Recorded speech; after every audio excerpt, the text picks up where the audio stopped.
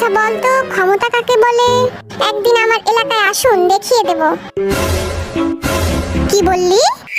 গেল রে, এইবার আমার অবস্থা খারাপ হবে। রোজা রমজানের দিন তোদের সাথে খারাপ ব্যবহার করতে চাচ্ছি না আমি, এখনো বলছি শুধরে যা। আই জিমিন, কি করস তুই? মুখ লুকাইতেছিস কেন? কিছু না স্যার। তোরা হইলি এক একটা গর্ধ। তোদের মতো বয়সে আমি অঙ্কতে 100-তে 100 পাইতাম।